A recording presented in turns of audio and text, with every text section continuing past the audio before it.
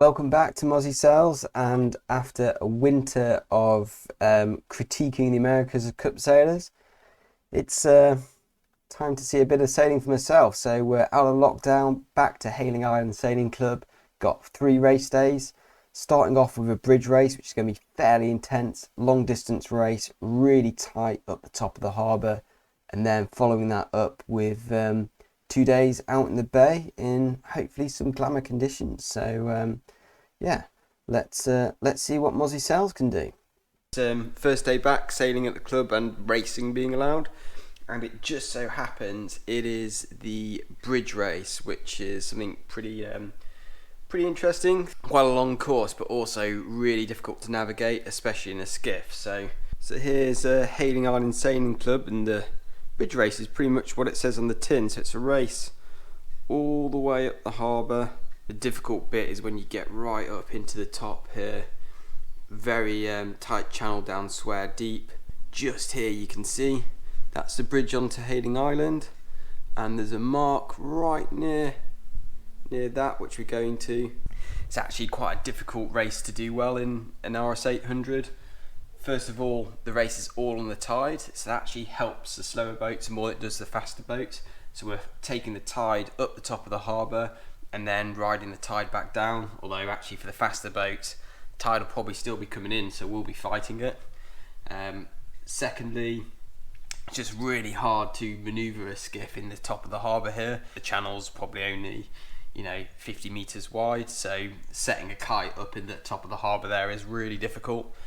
Looks like we are going to have a good breeze though, which is in our favour. We go a lot better when there's kind of like 15 knots or so. So fingers crossed, if there's a north-easterly 15 knots, it's going to be quite a fast 2-sail reach up the harbour, and then maybe a kite reach down the harbour as well. So fingers crossed. Going to be a load of boats out from the club today. It's an absolutely gorgeous day to be back on the water racing. So yeah, let's get ready, head down to the club.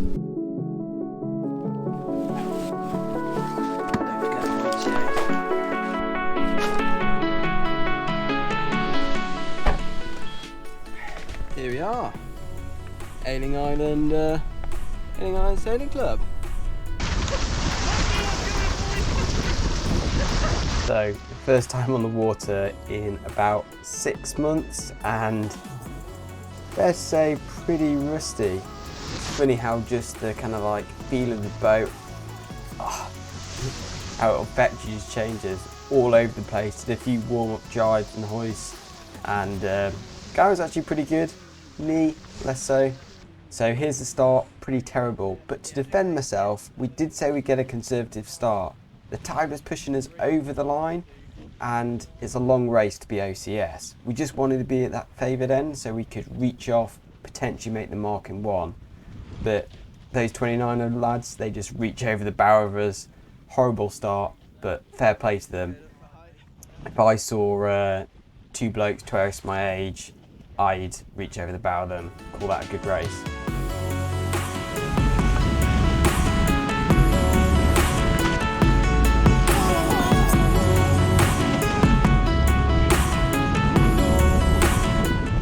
Found our own lane, managed to hold some height, and that windward side of the line really paid off. We didn't have to tack, got a nice lift towards the top, just one tack very close in to shepherd, and then bearing off round the top.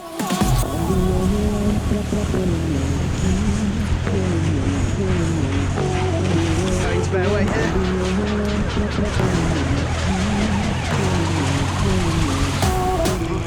This top of the harbour, we really messed up. This was definitely the worst part of the course for us. Went for a hoist, immediately got hit by a gust, got blown down into the leeward bank, had to drop, hoist again. All the other 800s who we put a decent lead into by this point just caught right up onto us. In hindsight, we should have got a transit for that final mark at the top of the harbour, hoisted later like Gullen did, and got into it on the lower of the 2 channels. But it's very rare we race this far up the harbour, so every time is a learning experience. They've gone for kite. Is that the marked straight between the 2 boats? Might be, yeah. Do I go for kite? You want to let them go and show us how deep it is first? Yeah, okay. Is that behind? You know it's that deck. Pardon? You know it's that deck.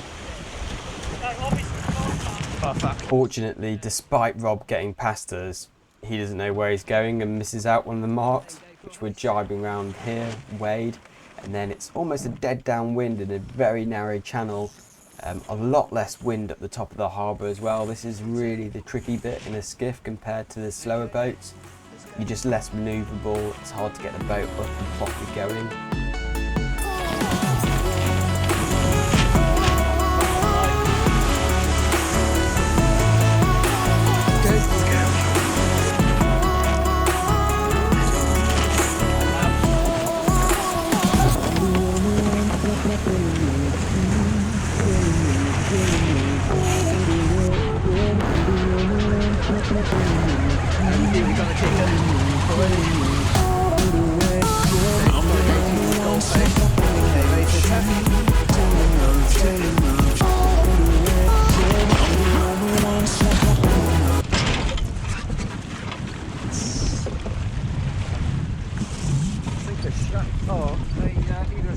Yeah, ready for attack?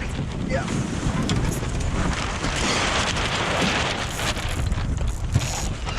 That's the deck height. Yeah. We can probably tie it around the D shackle. But should we get through these gates first?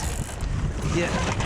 Fortunately, Guy's able to lash this to the shackle for the downhaul. Bit of a ghetto setup, but we managed to fix it just before Chris Firebush and Zeb come to overtake us. They are just out of the picture, and yeah, we get up going, twin wiring again, and off on this fast two-sail reach across the top of the harbour back to Swear Deep. You can see just in those few minutes we extended a bit of a lead. Guy goes in, goes to the hoist around Swear Deep, and then it's just a balls out spinnaker run right the way down the harbour. Quite difficult still with the gusts and lulls. Like, you're trying to weigh up this channel, always get a bit of water in the bank so you don't not sweat down onto the leeward shore in a gust.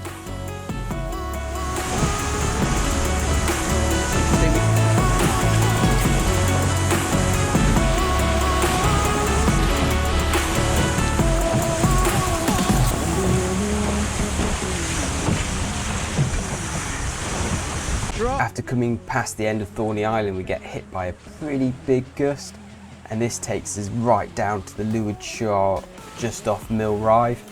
We're forced to drop the kite there, do a two-sailer to get up to windward again so we can do the final reach down to the finishing line.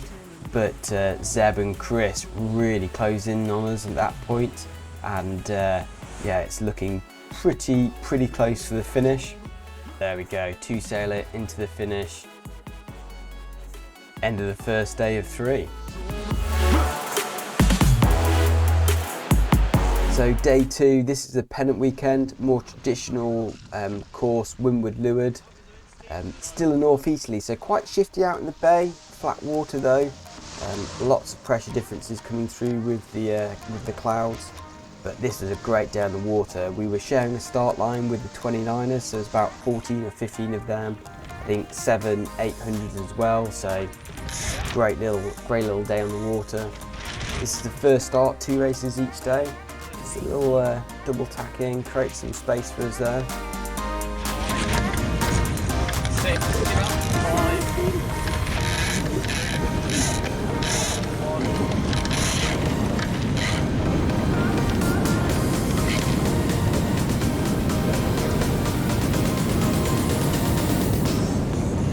So good race for us this. We led from start to finish. Had really close behind with Phil and John, Francis and Tom. Quite a few boats in the mix. Jeff Carverth and Chris Firebush. Ben and Dickon, all pretty close fighting behind, but pretty good race.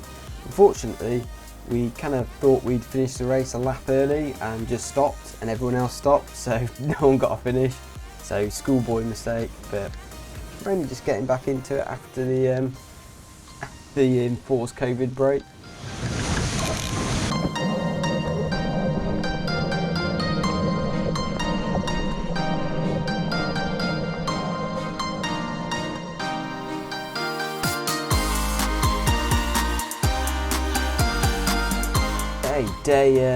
Day 3 back out in the bay, and it's a slowly building sea breeze. Probably one of the nicest days I've had out in the bay this. So this is the first start, lightish winds, breeze went hard left in the start. We were barely making it to the pin, especially with a bit of current pushing us back from the line.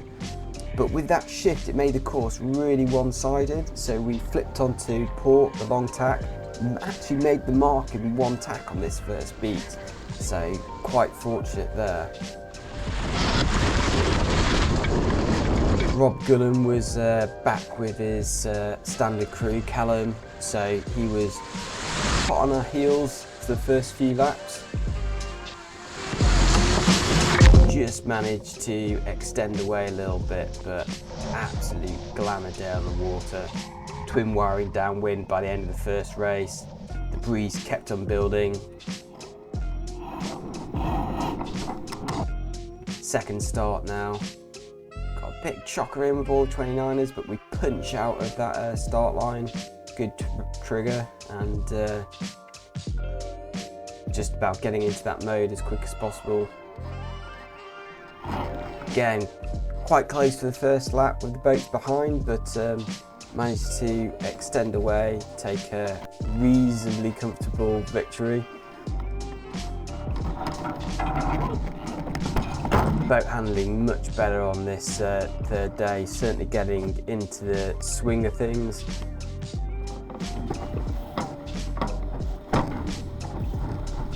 And by the second race, it was fully foot loops downwind, sending it kind of 15 knots, so it wasn't anything too tricky, but was just nice.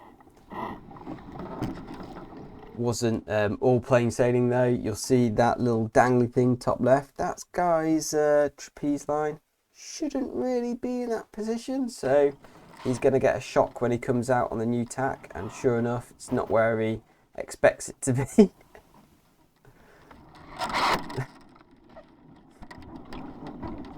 He pops up on the other side of the boat pretty quick though. I don't know how he got there so quick, whether he went underneath the boat or around the bow, but yeah, not especially great technique, but did pretty well not to capsize.